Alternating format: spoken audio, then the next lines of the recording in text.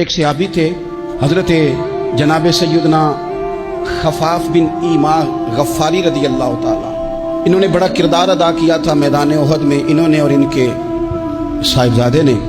تو ان کی بیٹی ایک دن حضرت عمر کے پاس آئی۔ اب وہ بیٹی بیاہ کے جا چکی تھی، اس کی شادی ہو گئی تھی۔ حضرت خفاف بن ایما رضی اللہ تعالیٰ عنہ کی صاحبزادی اپنے سسرال چلی گئی تھی، وہاں اس کا خامد انتقال کر گیا۔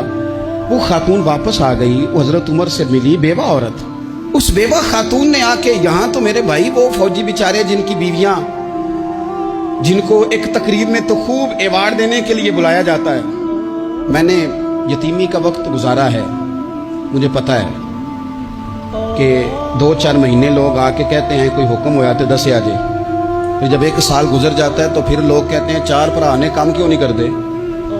تو ایسے تو نہیں نا کہ ابا ایسے ہی چلا گیا تھا، بڑا کچھ دے کے گیا ہے، ادھر ہے فلانی چیز۔ لوگوں کا نظریہ تھوڑے عرصے کے بعد اور ہو جاتا ہے۔ آپ نے بڑے بڑے شہداء کے گھروں میں ایوارڈ تو دیے، کیا کبھی آپ نے پلٹ کر دوبارہ غور کیا کہ ان کے بچے کہاں ہیں، ان کی بیوہ کس حال میں ہے؟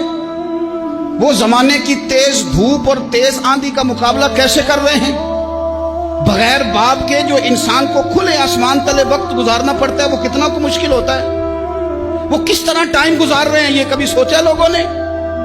یہاں تو نرنگیے سیاست دوران تو دیکھیے منزل انہیں ملی ہے جو شریک سفر نہ تھے، جو نکلے ہی نہیں تھے وہ منزل تک پہنچ گئے، اور جنہوں نے جوانیاں گزار دی وہ رستے میں رہ گئے۔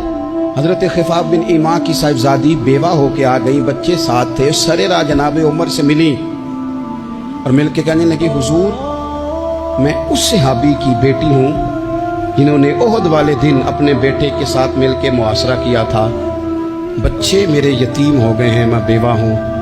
حضرت فاروق اعظم رضی اللہ تعالیٰ عنہ نے فہرست نہیں مانگی، خرچے کی ڈیٹیل نہیں مانگی، تم آنا فلانے سے ملنا، پرسوں 9 بجے آ جانا دفتر، یہ کوئی بات نہیں کی۔ حضرت عمر غور سے کھڑے، اس بیٹی کی بات سنی، چھم چھم سیدنا فاروق کی آنکھوں سے آنسو گرے، دوڑ کے گھر گئے، ایک اونٹ نکالا، وہاں سے مال غنیمت کا مال کے بھر کے 2 بوریاں، اور بوریوں میں کیا تھا؟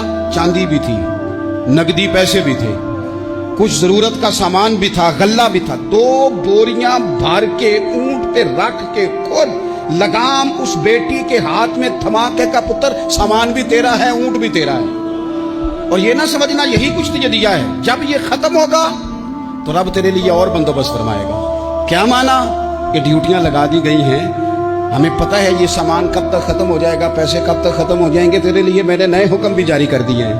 ایک شخص نے کہا حضور ایک بیوہ کو آپ نے کچھ زیادہ ہی نہیں دے دیا؟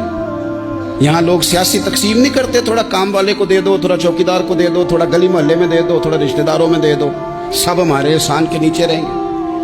کہا ایک ہی خاتون کو آپ نے اتنا نہیں دے دیا؟ تو حضرت عمر ناراض ہو گئے، فرمانے لگے تجھے تیری مار ہوئے، میری نظروں میں آج بھی وہ جلوہ موجود ہے جب اس کا باپ اور بھائی میدان احد میں کافروں کے خلاف لڑائی کر رہے تھے، آج تک میری نظر میں موجود ہے، تو کہتا ہے میں نے زیادہ دے دیا؟